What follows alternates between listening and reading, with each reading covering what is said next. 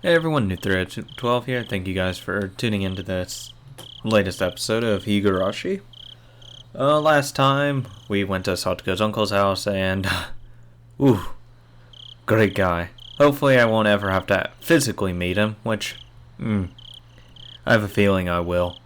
It seems like the story's mainly gonna revolve around him. Sorry about that. Anyways. So without further ado, let's get into it. Make sure to hit that subscribe button if you haven't already, and I hope you enjoyed the rest of this series, because I probably will, especially when Keiichi dies. There's food for 3 on the table right now, for Dad, for Mom, and for me. I could imagine how hard it would be to add another place at the table. Think, Keiichi Maebara. If it was hard to make food for 4, then just thinking about how 4 people could eat food made for 3. Oh. I changed around the way I thought, and with that, I began to consider an unthinkably bold plan. Oh great. Let me guess, something about moving into like Rika's place because that's gonna solve everything? That's right. I didn't need to get my parents' permission. Of fucking course. She should just live here in secret. Of fucking course. You're a dumbass. You'll just give her all your food. You're an idiot. You're an idiot. My god. Fucking dumbass.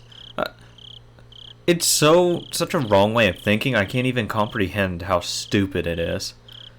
I got upset when I found out a while ago, but if I was remembering right, if you climbed out the window then shimmied down the first floor or roof, or the gutter, you could be in and out of the house directly from my room. Satoko's physical ability far surpassed my own, so it would be even easier for her. I hadn't even thought about it, but her living here secretly was actually a necessity. No, it's not. I'd only have to bring Satoko to my house when the public agency said they would wait and see. In other words, if Satoko's uncle continued to be her guardian.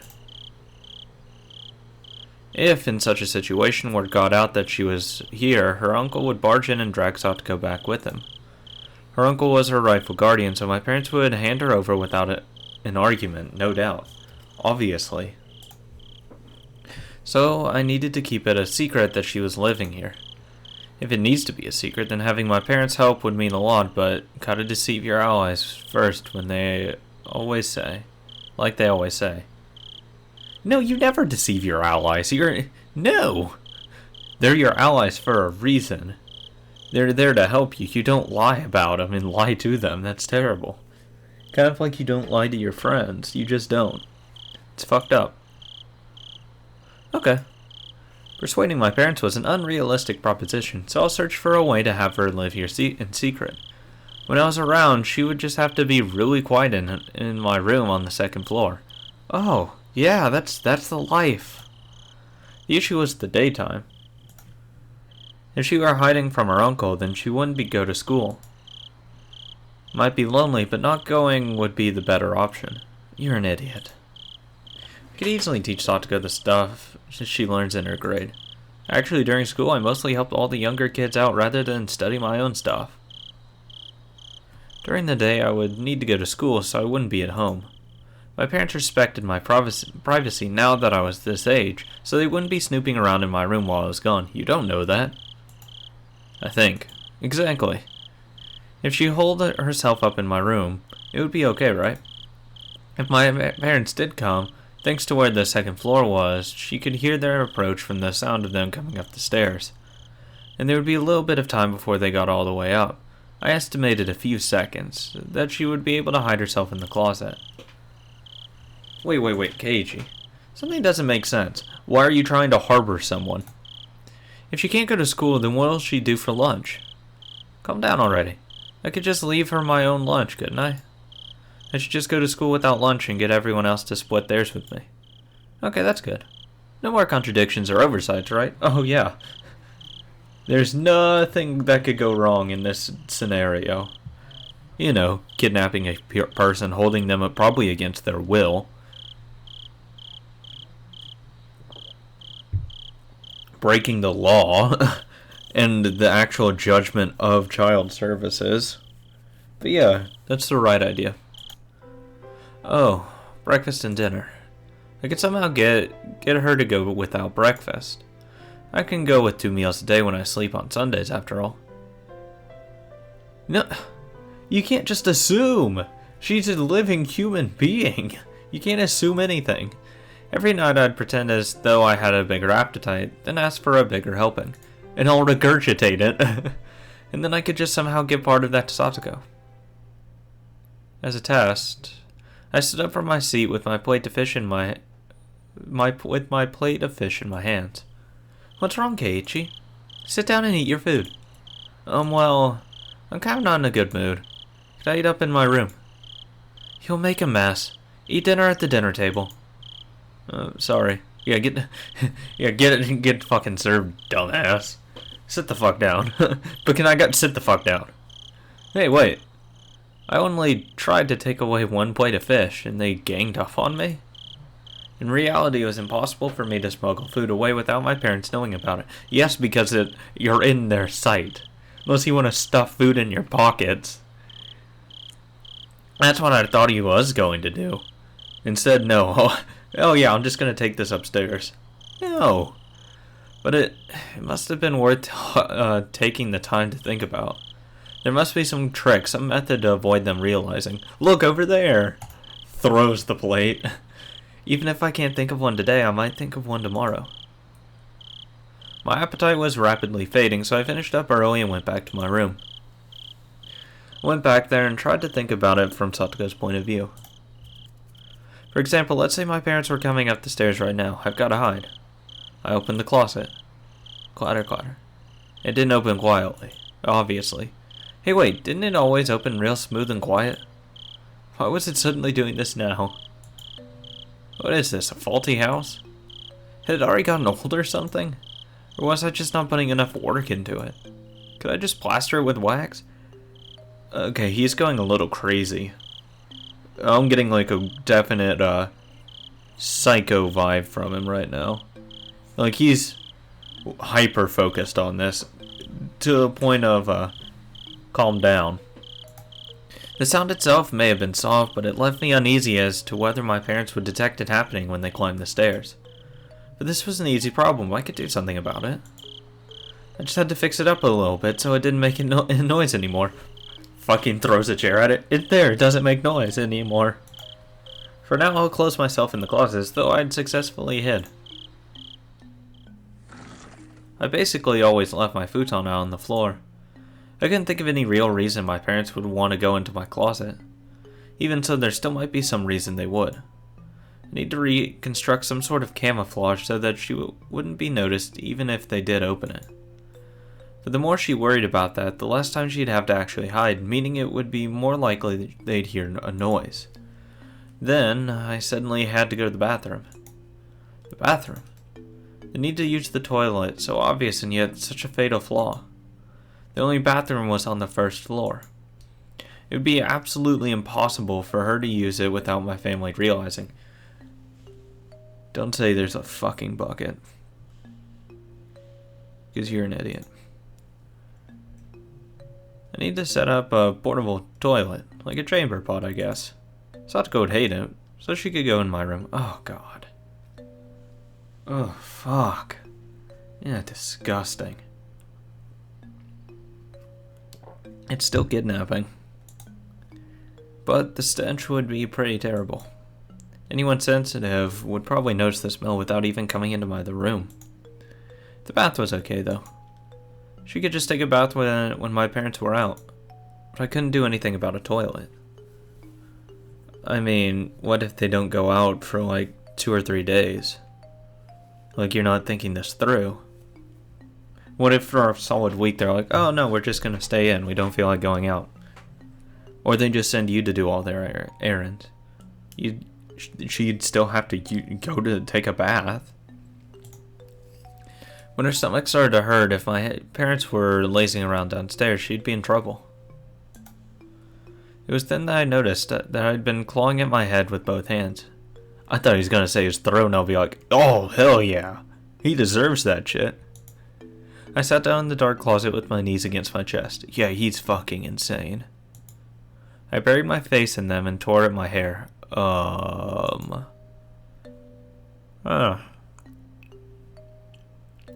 only time I pull my hair out is if it's in front of my eyes. I just like that one strand that always keeps falling in front. I'll just pull that out. I don't claw at my hair, 'cause I'm a normal person. The more I thought, the more contradictions popped up. But you have to think about it. But this isn't ever going to work. The more I thought, the more things failed. And the more I worried, the more I was reminded of how little power I actually had. He's just a fucking idiot, honestly. My back started to hurt from staying in a cramped place for so long. If I was to shelter Satoko, I'd need to force her to feel this pain. To live in such a dark, narrow, suffocating place forever. But it would still be better than being abused by her uncle, or so I wanted to think. At least with her uncle, she has a bed. She has access to a toilet, access to bath, and regular water and food. She doesn't here. It's worse. It got hard to breathe, so I gave in and crawled out of the closet. Dumbass. I looked at the clock, and to my surprise, it was 3:30 in the morning. What? It felt like so little time, but it was so unbelievably long. When I realized that, I was slammed with the terrible urge to sleep as if the time had only just caught up with me. I didn't have enough strength to fight it, and I fell flat onto my futon and passed the fuck out. Shit, I can't just go to sleep like this. If I waste any time, that'll mean I'm taking the same wait-and-see attitude that Mion and Coach did and everyone else did. That's because they're smart. They're intelligent. I needed to keep worrying about how to rescue Satoko for a minute, or even a second longer than everyone else. Isn't there a better way? Isn't there a better way? That one phrase I spoke to myself spiraled around and around in a spiral and steadily took over my entire mind. For my last moment of consciousness, I thought, there was a lot of blind spots in what I had considered tonight, but I absolutely wasn't wrong for having these ideas. Tomorrow I would suggest this bold plan to the others. Mion might be able to help somehow, and Reno is really sharp, so she might have a good suggestion. I hope Mion slaps the shit out of you. And above all, we needed to rescue Satoko once again, with everyone helping out. I felt pathetic for letting myself fall asleep. I'm sorry, Satoko. You're an idiot.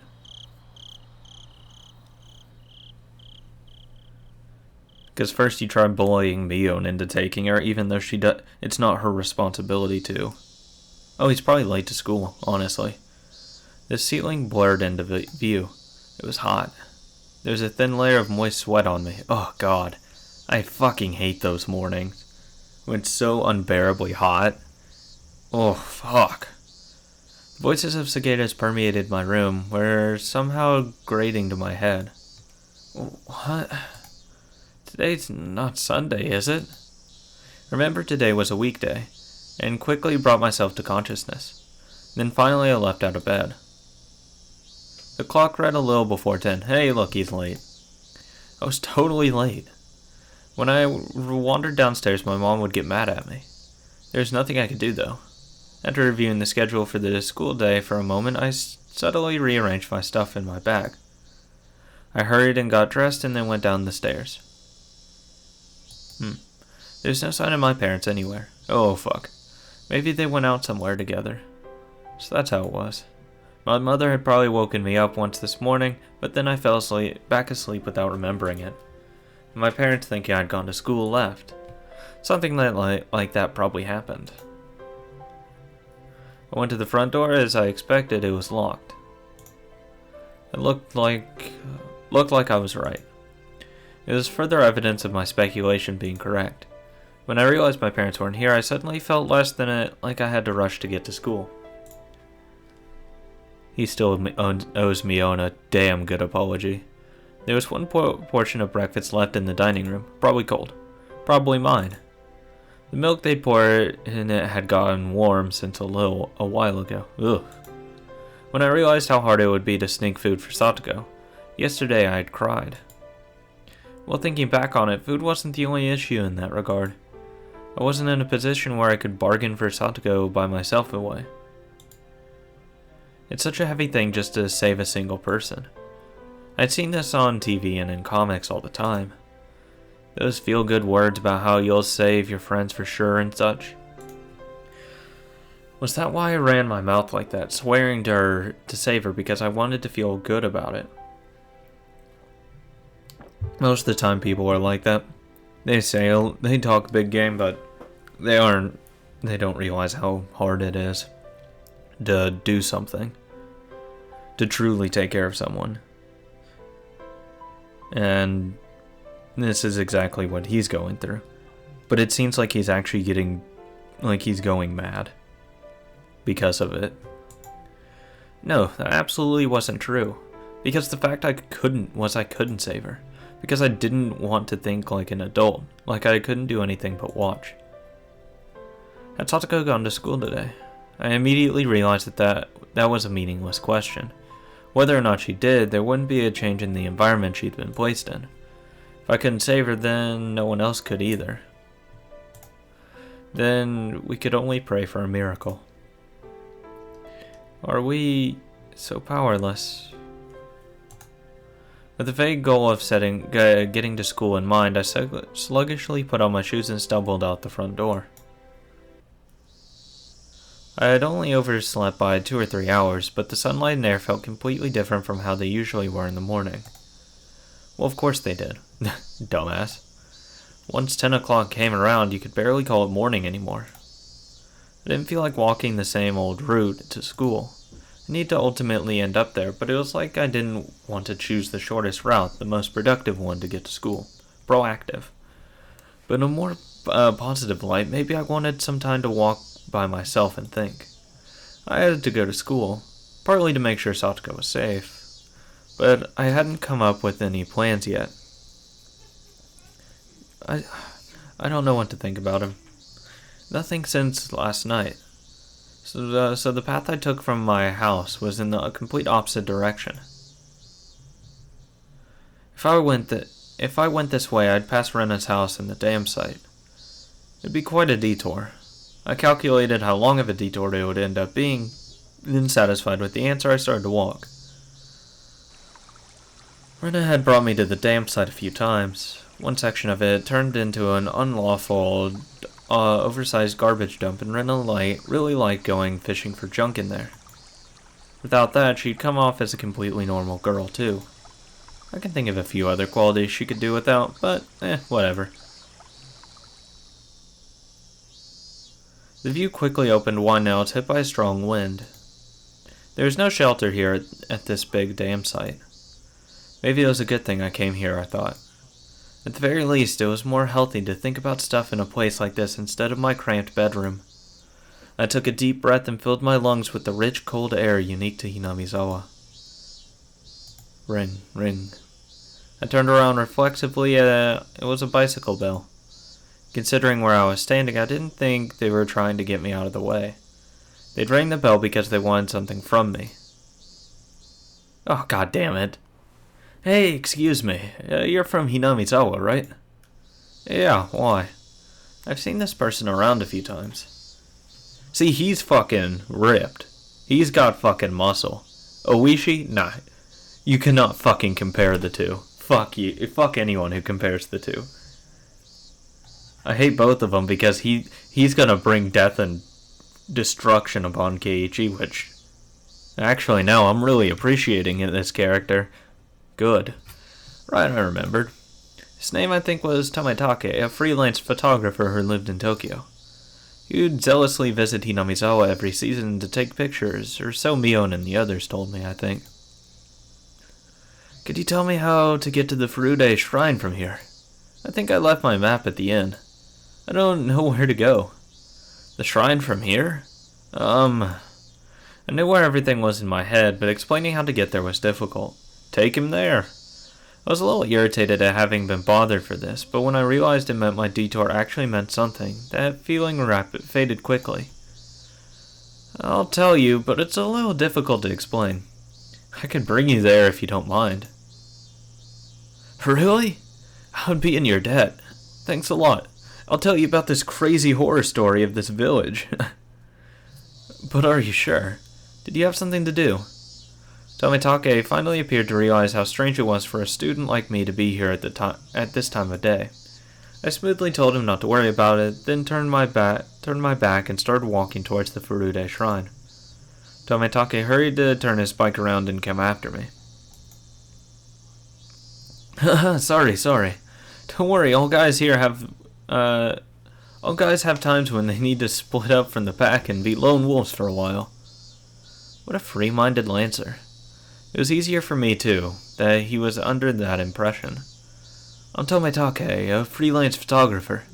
I specialize in wild birds and landscapes. I'm still pretty unknown, though. It seemed absurd for him to introduce himself when I was just showing him to the shrine, but he gave me his name, and so I needed to give mine back. I'm Mayabara.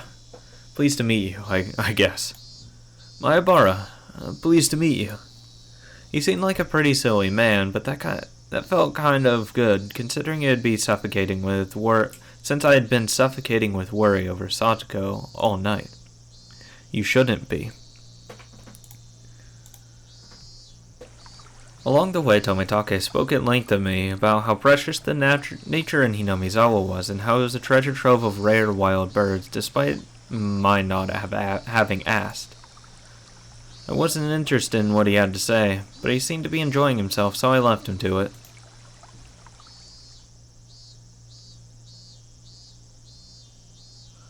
These steps will take you up to the shrine grounds. Oh, that's him. Whoops. Thank you. You really helped me out. I think I'm a little late. As Tomitake mumbled to himself, he left his bicycle nearby and started to climb the stairs quickly. Oh, swag. Free stuff. Just take his bike and leave. Thank you. I needed this. I didn't have a watch, but as far as my internal clock could guess, it was still a little late in the morning. School wasn't very far from here. Maybe I could kill a little more time until then. Oh my god. With that in mind, I went up the stairs in pursuit of Tomitake. What the fuck is wrong with you? Go to school. I mean, I'm not much better. I've definitely fucking missed class because I've slept in. Ooh. Those days were brutal, though. Those were bad. And now I have shitty grades to thank for that. When I reached the top of the long staircase, I arrived at the wide-open shrine grounds that were too grand-looking for this tiny village. Tomitake, oh, there he is. It looked like he was supposed to be meeting someone here. Oh, god damn it. Then he got lost and ended up being late. He was bowing to a lady who must have been the person he was meeting. Fuck me. God, oh, fuck. God. And this thing couldn't have gotten any fucking worse. God fucking damn it. Oh, I fucking hate Takano. Oh, God. She is such a bitch. Ugh. That lady, I knew her. Oh, is that you, Mayabara? Hello there. Are you off from school today? Well, apparently he feels like he is. What? Oh, Mayabara, you followed me. I wasn't really planning to. I just wanted to kill some time. Oh my. Arriving at work late like an executive. How refined.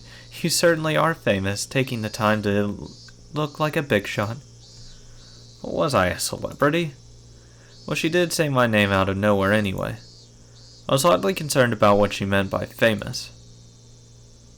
Oh, you still can't remember my name. This is, Mio Takano. She works at the village clinic. Mayabara, you seem healthy, so you probably haven't been to the hospital much, have you? Now that you're finally acquaintances, the next time you're sick or anything, I suppose I'll give you a little bit of special treatment. Oh, please don't. This lady named Takano, I kind of didn't remember her. Maybe we'd passed each other on the street a few times, but I was pretty sure this was the first time we'd talked. This is Hinamizawa. Even if I don't know a person's name, it's not unusual for them to know mine. I glanced at Takano and she had a bag and a camera. Oh fuck, no. You're not breaking into that thing now. Oh, please don't. Are you photography partners? Was that why you were meeting each other? Sure, that's why we met each other here when no one else is around. Oh, we're nothing like partners. I am but an amateur. Chiro is gently initiating me into it. Don't know why I had an issue with that. Right.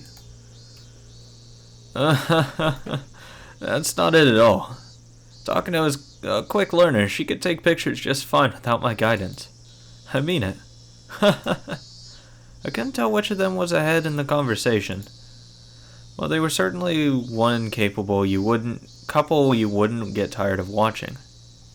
I already am tired of watching them. The festival is finally coming up the day after tomorrow. I hope I can take some good pictures this year. I plan on taking some shots of the setup tomorrow. I want to capture the festival energy shown by the preparations for it too. Oh, I just remembered. There's some village festival called Watanagashi or something the day after tomorrow, on Sunday.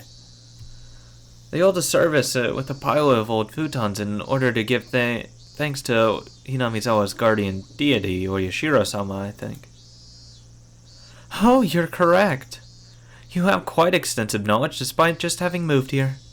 Yes, it is a festival to give thanks to Oyashiro-sama. No. Takano smiled, somehow meaningfully, but didn't tell me that part of a festival to thank Oyashiro-sama needed to be laughed at. No. Can we not go into this one? Can we just leave it at that? Cryptic as ever, Takano. But I do wonder what will happen this year. Fuck me. You know what they say, if it happens twice, it will happen a third time. And it's already happened 4 times. I think there's less evidence that it won't happen a 5th time, don't you think? I knew what they meant by their whispered exchange. On the day of Watanagashi, a freak death always occurs, which people call Oyashiro-sama's curse, and a disappearance occurs that people call being demoned away. These strange events had happened 4 years running, and Watanagashi rapidly approaching the day after tomorrow marked the 5th. Oyashiro-sama puts a curse on enemies of the village, eh? If it doesn't happen this year, I wonder who will find themselves at gunpoint, if it does happen this year. Oh, and I always come to pray and donate money, whenever I visit. It won't be me for sure. Oh, you're an idiot. Oh, is that so? They say that Oyashiro-sama has been especially harsh to outsiders recently, you know. My Abara may have only just moved in, but he's a proper member of Hinamizawa. But you, Chiro, are a stranger who only comes once a year. I wonder, will he let you go this year? Fuck. That's harsh. You're a crazy bitch. Tomitake was the only one with a pained grin, but we were all smiling, including me included. Why? Even if that's a joke, that's a fucked up joke. Like, that's dark. That's dark for me. Jesus.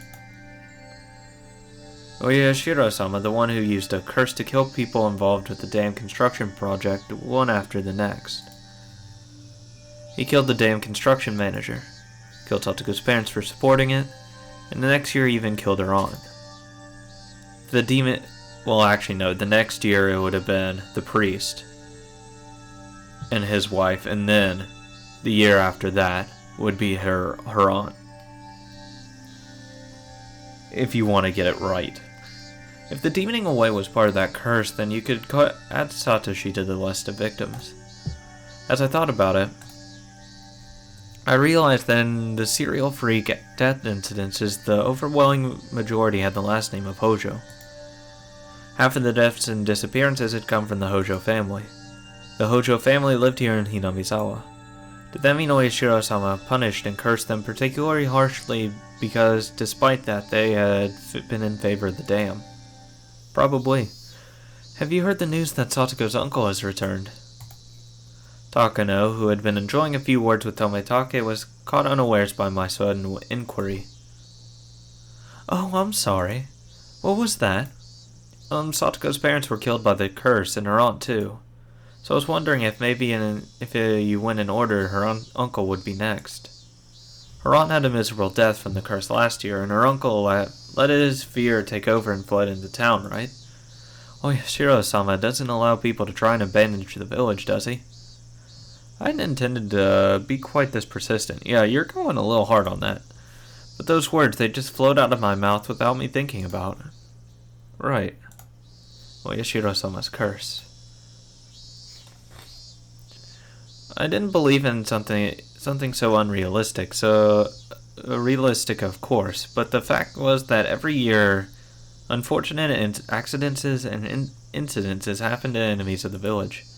Like Takano said just now, it happened 4 times. No one could say there wouldn't be a 5th.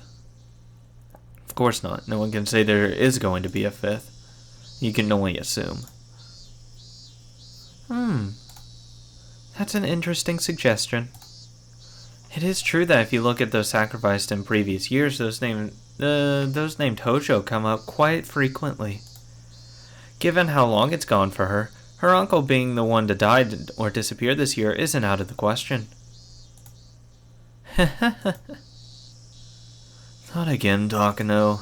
Don't laugh about it. It could really happen. I'm sorry, but Oyashiro-sama's curse is my life's work. Takano gave off a mysterious, somehow intellectual impression, and her life's work was mysterious in its own right. She probably really liked it. Inexplicable. God, I am having terrible times with words tonight. Supernatural phenomena or something. Takano, you seem like you know a lot about Oyashiro-sama. Like a crazy amount. Like it's a crazy fetish of yours. Give me your honest thoughts. Given that he is a Hojo and he's returned, what are the chances that the uncle will fall to the curse? Oh, I give it like a 10% chance. My what? You seem like you really want this uncle of hers dead. That's not true. I wonder. It all depends on the whims of God. Mayabara, do you know the true identity of Santa Claus? God damn it. Huh? I got a strange question of all of a sudden I couldn't immediately answer. Is she gonna somehow loop this back into a fact that, you know about him, but you technically don't know what he's gonna do, like that bullshit? It's kinda weird. What you don't know, huh? What you don't know? It's your dad. Okay. The daddy's in everyone's family. What? That's what you meant? Well, of course. Everything ultimately comes down to humans in the end.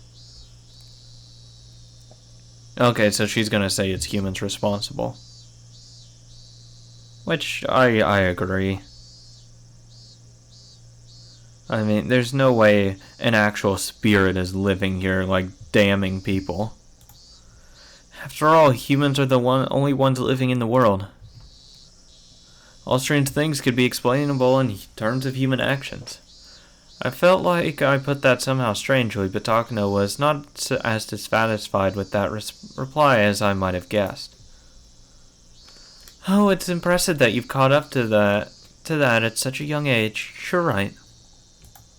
Strange things that happen in the world of man are all caused by man for his own benefit. Mayabara, I'll ask you again then. This time not Santa Claus, but Oyashiro-sama. Do you know anything about who Oyashiro-sama is? Takano took a step towards me and gazed into my eyes as she asked, can you stop? Santa Claus is really the parents of every family's children. If lionizing that legend was a corporate tactic to try and profit during Christmas sales, then what was Oyashiro-sama really? Oh, didn't you already say? It's a human. There are only humans in this world. Everything can be explained by human actions, right? Haha. Maibara, keep this to yourself, okay? This string of freak death incidents is a tribute to Oyashiro-sama's curse. Takano's view is that they may be premeditated homicides performed by the people of Hinamizawa based on some kind of ceremony. No, you don't misunderstand me. My life's work is to research things and thoughts and cultures from the viewpoints of folklorism. I don't really care at all about who the culprit really is. Of course not, because you're a heartless bitch who honestly hates people. Just keep that in mind, please. I could tell at least that she was saying some crazy stuff. If I were to liken her statements to a meal, it would be sort of like she just tried to stuff a whole plate of duck into my mouth and now I couldn't say anything. What the hell? To understand that in the first place, you have to go all the way back to the ancient times when Hinamizawa was called Onagafuji, or the Demon's Abyss. The transcendents who lived there to believe themselves to carry the blood of demons and so were only half human. Oh boy. Takano, having entered her home field, leaned forward and began to speak of ridiculous matters. Tomitake realized she was overawing me and overawing me. I didn't even know that was a word. I just assumed he would have said overwhelming me and interrupted for me. Good fucking god, I fucking hate Takano. She is the coldest person next to Shion. She is so evil. I just get this sense from her that she's just dark. She's a cold human being who doesn't give a shit about people. Like, someone could die in front of her and she wouldn't blink an eye. She wouldn't care. She's a dark human being. I think Shion is much the same. Shion doesn't care if someone dies. She only cares if it's people she cares about who dies. But she doesn't care who she tortures or anything. She tortured her own sister. She doesn't care. She's a dark individual. Almost as bad as Takano. Tomitake is just whipped. So he just goes along with anything she fucking says. Because, you know, he's fucking pathetic like that. Rena, she is bipolar as shit. One minute she is just, you know, normal, and then she goes into a manic frenzied state, and oh fuck, get out of the way. Rika seems fucking normal to me. If anything, just a little... I don't want to say overly dependent on someone, because she does seem really independent. So I don't know much about Rika yet. So I'll have to go... I get the sense that she's really helpless, and that's why she needs to feel like she needs to prove herself now. So I do get that sense that she definitely has overcome some of her helplessness, but she still is pretty helpless. Oh god, I still Takano and Shion are the two people in... Oh, and Oishi. Oishi's a dark human being as well. Those three people... One of them is probably going to be the reason for everything going to shit. Because so far, Shion's the reason why it went to shit last time, so... I mean, I wouldn't disagree that it was a catalyst set off by Keiichi making Mion cry. But... So that's gonna be the catalyst that set it off this time. But... I think... I don't know. I don't know what to think. They're three terrible human beings. Thank God Takano dies. So, that's one less person we have to worry about. Shion, I'm glad she dies. Hopefully. Actually, I don't know if she dies in this one. I know she died last time. So that made me happy. I don't know what they would have said in the first one. I assume not, because Shion didn't die. Rena died. And not the last one. Rena lived in the last one. I don't know why. I want to know why Rena lived last time.